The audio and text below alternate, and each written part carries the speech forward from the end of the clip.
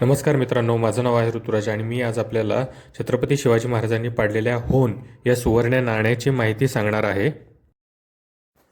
मित्रांनो, कन्नडा भाषेमध्ये होन्नू किंवा होन या शब्दाचा अर्थ असतो सोने आणि छत्रपती शिवाजी महाराजांनी पाडलेल्या या सोन्याच्या नाण्याचे नाव त्यामुळे होन असे पडले. याचा अर्थ असतो सोन्याचे नाणे.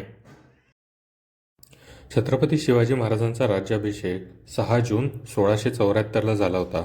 या राज्याभिषेकामध्ये 800 सुवर्ण होन ही त्यांच्या समोर मांडण्यात आलेली होती.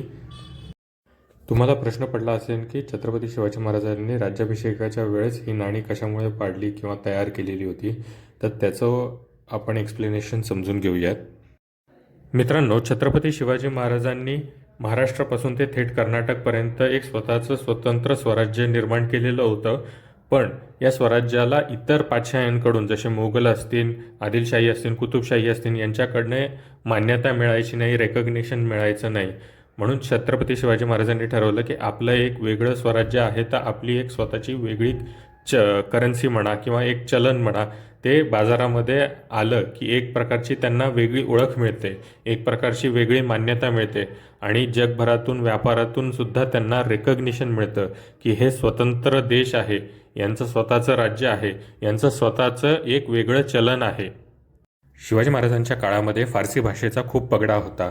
जवळपास भारतातल्या सगळ्या दरबारांमध्ये फारसी भाषेचा ऑफिशियल लँग्वेज म्हणून यूज केला जायचा. जसं आज आपण इंग्लिश वापरतो, तशी त्या काळामध्ये फारसी भाषेचा वापर सगळ्यात जास्त होत होता.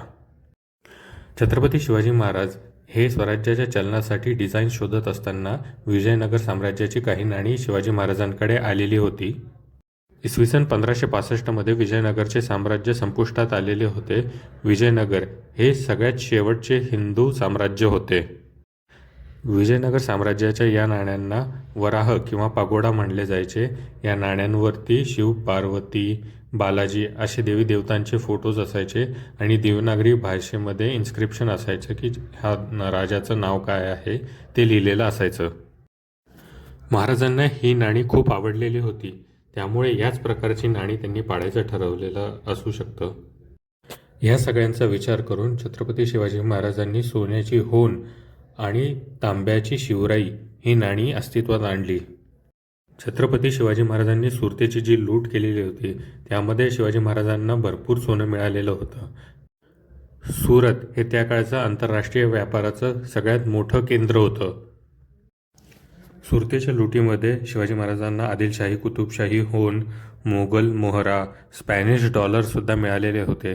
तीच नाणी वितळून शिवाजी महाराजांनी होन हे स्वतःचं चलन स्थापन केलं. नंतर या नाण्यांचा वापर व्यापारामध्ये होऊ लागलेला होता. एक होनमध्ये 4 मुघल रुपये यायचे. एका घोडेस्वाराचा पगार हा 40 ते 50 होन असायचा. तेच एका मंत्र्याचा पगार 4000 ते 8000 होन एवढा असायचा. सभासद बखरीमध्ये असा उल्लेख मिळतो की शिवाजी महाराज जेव्हा वारले तेव्हा त्यांच्या खजिन्यामध्ये 4 लाख होन होते. ही नाणी कशी बनवली जायची याचं हे एक डेमॉन्स्ट्रेशन आहे. तर सगळ्यात पहिले धातू गरम करून तो वितळून घेतला जायचा. त्याच्यानंतर त्याला गोलाकार ब्लँक्समध्ये तयार केलं जातं.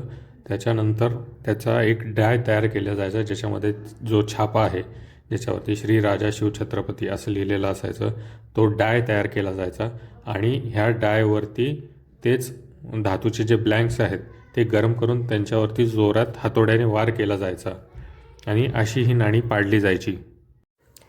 ही जर नाणी तुम्हाला आज पाहायची असतील तर छत्रपती शिवाजी महाराज वास्तुसंग्रहालय मुंबईचं जे आहे तिथं तुम्ही पाहू शकता.